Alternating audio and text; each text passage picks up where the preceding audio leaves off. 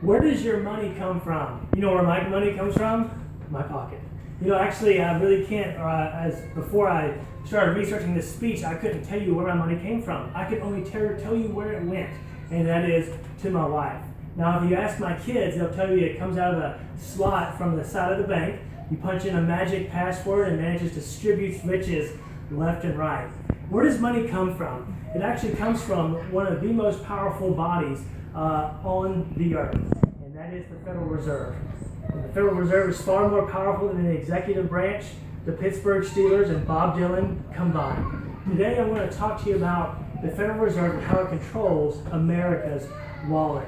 You may ask yourself the question, why should I care about the Federal Reserve? It's actually pretty simple. Because if you don't have money, you can't eat, you can't live anywhere, nor can you have medical care. Oh wait, you can. It's called socialism, where everybody is equally poor, miserable, and unattractive. You show me an attractive person who believes in socialism, I'll give you $100. But the Federal Reserve is one of the most important entities in government. Without it, we cannot have the wonderful prosperity that we enjoy today.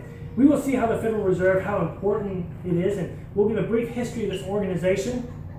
And with that important background, we will see why the Federal Reserve is so important today. I, like many people at one point, had very little respect for banks and different financial institutions. But when I learned the history of this glorious institution, ne'er a day goes by that I don't pass a bank that my lip quivers and a tear comes down the right side of my face. Banks before the Federal Reserve System, what did we have? Well, before 1863, America didn't have a central bank. So what does that mean? That means every town and city had their own bank, and they produced their own money. So the Bank of Fairfield would create a Fairfield dollar. The Bank of Solano County would have a Solano dollar, and the state of California would have their own dollar. So when you went to Wyoming, did anybody go to Wyoming? I don't think so. But if you found yourself wanting to go to Wyoming, you would have to transfer your money. You would have to convert your money just as if you went to Canada. But we didn't have a central banking system, so you can imagine what the logistical problems were. And a lot of these banks arose up, and they didn't have a solid financial background. They were very dubious. They were called wildcat banks.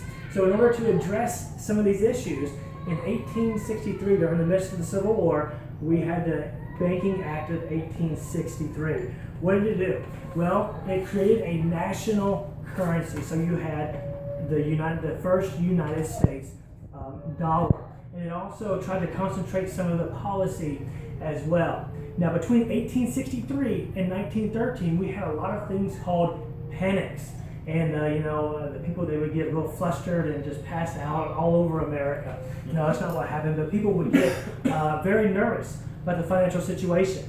Banks would fail, and people would make a run of the banks. So you had this culminated in 1907 when basically the entire United States economy nearly collapsed.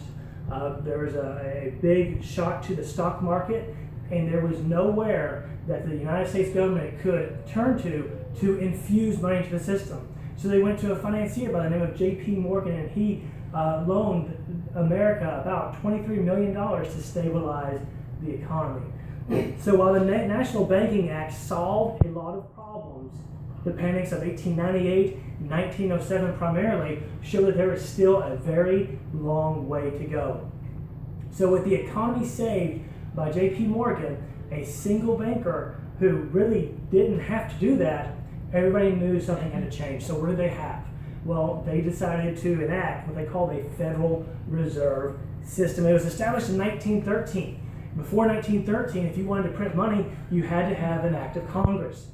So they had to pass a law. They had to pass a series of legislation that allowed them to actually print money. However, if you had an independent organization that was accountable to Congress, then you could print the money that you wanted to efficiently manage the nation's ever-fluid fiscal environment.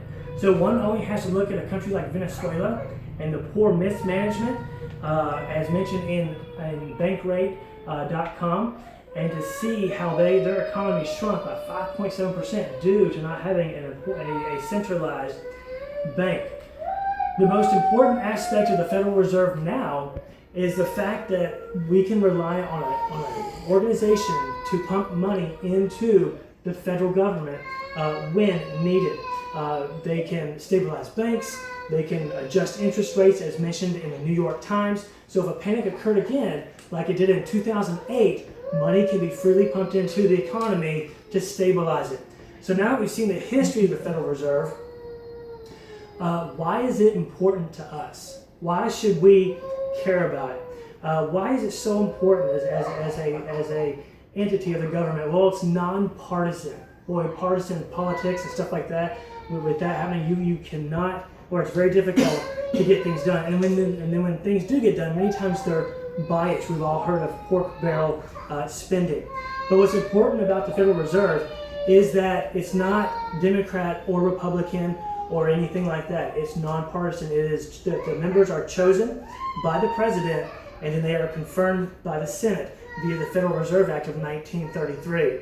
The Federal Reserve also allows the nation to have a consolidated place where policy is quickly established and where we have controls for our money supply. So think about this. If you have kids, you have brothers or sisters, and you want to play video games. If you're not at the top of the pecking order, you're, let's say, the middle child or the youngest child, you have to go to who? You have to go to big brother or big sister to make sure that they are not playing the video game. Then from there, you have to go to dad. And what does dad say? Go ask your mother. Then you go and you ask mom what the policy is if you can play the video game. We have one entity, though, with the Federal Reserve that is a one-stop location for all of our monetary needs. And even though they're independent, and even though it is a one-stop shop, they are still accountable to Congress, as noted in the Street Insider. You know, we often take the things that we have for granted. We listen to things on the radio, read things on the internet and television, and many times we assume that what they say is true. And many times we don't even think about the Federal Reserve and the great things that it has done for our country. And the Federal Reserve is an integral part of the financial success of our country. And you know, we should know how the aspects of our country work. Everything, no matter how you slice it, revolves around, in our society, it revolves around money. The cost of food affects if you can buy a car or not. The cost of housing depends on where you can live and how much money you make at work and things of that nature. Monetary policy is so incredibly important. That's why it's important for us to carefully consider the election of our senators, representatives, and our president, because it has long-lasting impacts on our society. And you know, we can't get caught up in having free school tuition or income equality or things that are fantasy. For me, I am still looking for the unicorn zoo. But we need to realize that our country is prosperous because we have steadfast institutions, such as the Federal Reserve, that bring credibility to our dollar and allows us to continue to be the freest people in the world. While the Federal Reserve is not perfect, as mentioned in the U.S. News, it has stood the test of time. Thank you so much for joining me for this short speech on the Federal Reserve.